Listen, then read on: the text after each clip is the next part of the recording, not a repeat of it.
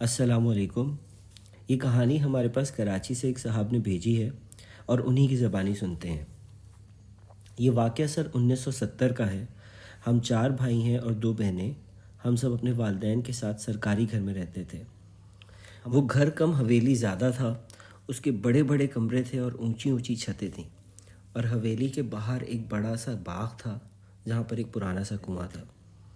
ہمارے ابا جان پاکستان ریلویز میں سرکاری افسر تھے۔ میں اپنے بھائیوں میں دوسرے نمبر پر ہوں، اور میری سب سے چھوٹی بہن، جسے ہم پیار سے منی یا چھوٹی بلاتے تھے، مجھ سے 10 سال چھوٹی ہے۔ یہ اس وقت کی بات ہے جب وہ 6 سال کی تھی اور میں 16 سال کا تھا۔ ابا جان رات دیر سے گھر واپس آتے تھے اور امی جان ملازموں سے کام کاج کروانے میں مصروف رہتی تھیں۔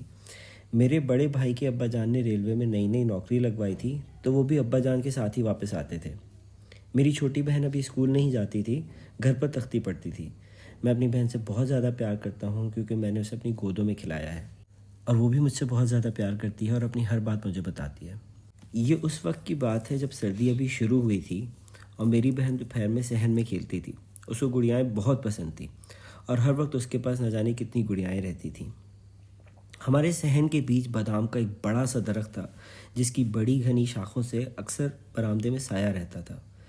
اس کی ایک شاخ سے ابا جان نے ایک جھولا بھی لٹکایا تھا جس پر ہماری چھوٹی سب سے زیادہ کھیلتی تھی۔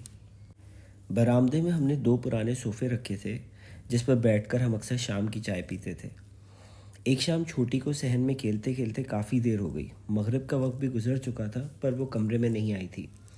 میں چھوٹی کو ڈھونڈنے صحن میں گیا تو چھوٹی صوفے پر بیٹھی تالیاں بجا رہی تھی اور سامنے درخت پر لگا جھولا اپنے پورے زور سے جھول رہا تھا۔ میں نے گھبرا کر چھوٹی کو گود میں اٹھایا اور اندر لے آیا۔ میں نے اس سے پوچھا تم کس کو دیکھ کر تالیاں بجا رہی تھی؟ تو اس نے بتایا کہ ہمارے گھر میں ایک بونا رہتا ہے جو روز اس کے ساتھ کھیلنے آتا ہے۔ اس کا نام بالی ہے اور وہ حویلی کے باہر جو کنواں ہے اس میں رہتا ہے۔ میں یہ سب سن کر بہت پریشان ہو گیا تھا اور ڈر بھی گیا تھا۔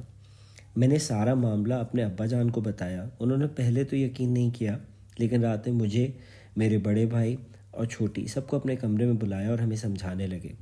وہ بتا رہے تھے کہ چھوٹی کی عمر کے بچوں کے تخیل کی صلاحیت بہت زیادہ ہوتی ہے، اور وہ اکثر بہت سے دوست اپنے دماغ میں بنا لیتے ہیں اور ان کو سچ سمجھنے لگتے ہیں۔ ابا جان نے بتایا کہ اس حوالے سے انہوں نے پہلے بھی کسی کتاب میں پڑھا ہے۔ میں نے کہا ابا جان وہ جھولا خود اتنی تیز رفتاری سے اپنے آپ جھول رہا تھا۔ انہوں نے یہ کہہ کر ٹال دیا کہ تیز ہوا ہوگی اور بتایا کہ چھوٹی کو سمجھاؤ کہ بونے حقیقت میں نہیں ہوا کرتے۔ ابا جان ابھی یہ بتا ہی رہے تھے کہ چھوٹی نے کہا وہ دیکھو بالی پھر کھیلنے آ گیا، اور اس نے پنکھے کی طرف اشارہ کیا۔ میں بہت ڈر رہا تھا کیونکہ چھوٹی اب نہ صرف وہاں دیکھ رہی تھی بلکہ بات بھی کر رہی تھی۔ اس نے غور سے کچھ سننے کے بعد کہا میں نے نہیں بتایا۔ پھر کہا نہیں بھائی جان کو کنویں میں نہیں ڈالنا، اور زور زور سے رونے لگی۔ ابا جان نے کرسی سے اٹھ کر فوراً منی کو گود میں لیا اور مجھے بھی زور سے گلے لگا لیا۔ وہ باواز بلند آیت الکرسی پڑھ رہے تھے اور چھت پر لگے پنکھے کو دیکھ رہے تھے۔ پنکھا سردی کی وجہ سے بند تھا مگر زور زور سے آگے پیچھے ہل رہا تھا۔ وہ ہمیں لے کر باہر آ گئے۔ اس واقعے کے بعد ہم سارے بہن بھائی بڑے بھائی کے کمرے میں سونے لگے۔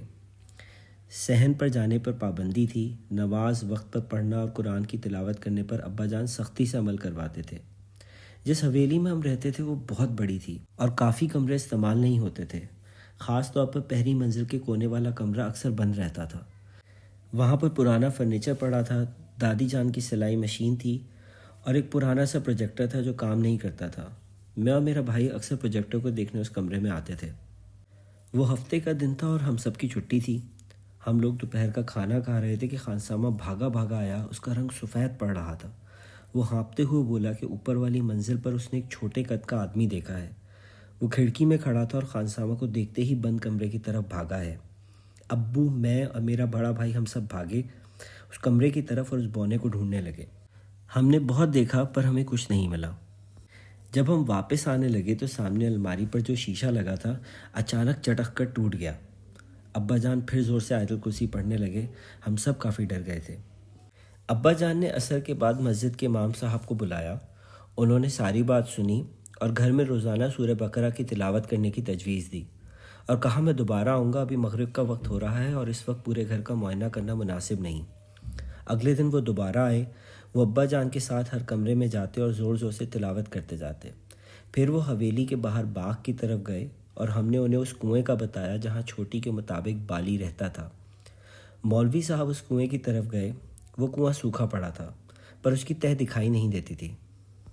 اس کنویں میں سے شدید بو آ رہی تھی جیسے اندر کوئی جانور مرا پڑا ہو۔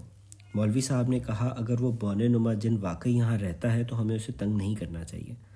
انہوں نے ہمیں وہاں سے ہٹایا اور خود کنویں کے پاس بیٹھ گئے اور تلاوت شروع کر دی۔ پھر انہوں نے اردو میں بھی کچھ بات کی جس کا مجھے ٹھیک سے یاد نہیں۔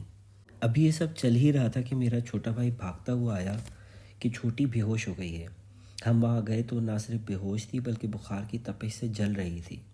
مولوی صاحب نے دم درود کیا اور کچھ گھنٹوں بعد چھوٹی کو ہوش آ گیا۔ اس نے بتایا آپ سب بالی کو بہت ستا رہے ہیں، اگر مولوی صاحب نہیں گئے تو وہ مجھے اپنے ساتھ کنویں میں لے جائے گا، اور زور زور سے رونے لگی، بھائی جان مجھے کنویں میں نہیں جانا، مجھے بچا لو۔ میں نے منی کو گلے لگا لیا، وہ میری سب سے پیاری بہن تھی اور میں اس کی تکلیف دیکھ کر رونے لگا۔ مولوی صاحب نے بتایا ان کا خیال ہے کہ وہ جن اپنے بال بچوں کے ساتھ اس کنویں میں رہتا ہے۔ ہو سکتا ہے چھوٹی نے انجانے میں اسے چھیڑ دیا ہو تو وہ اس کے پیچھے لگ گیا ہو۔ ہم نے منی سے پوچھا تو اس نے کہا کہ ایک دن دوپہر کے وقت وہ وہاں گئی تھی اور اس کی گڑیا کنویں میں گر گئی تھی۔ پھر اس نے کنویں سے کتے کی آواز سنی اور اس نے بہت سارے پتھر پھینک کر اس کتے کو مار دیا۔ یہ سب سن کر ہم سمجھ چکے تھے کہ منی نے انجانے میں اس جن کو کوئی نقصان پہنچا دیا ہے۔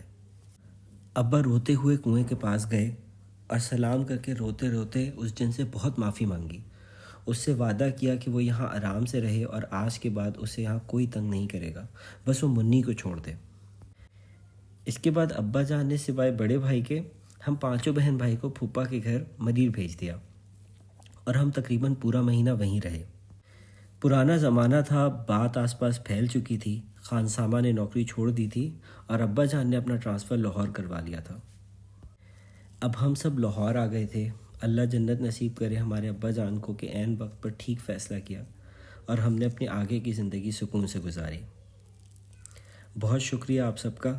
اگر آپ بھی چاہتے ہیں کہ آپ کی کہانی اس چینل پر سنائی جائے تو مجھے نیچے دیے گئے ای میل ایڈریس پر اپنی کہانی بھیجیں اور ہم ضرور اپنے چینل پر ڈالیں گے۔ Thank you.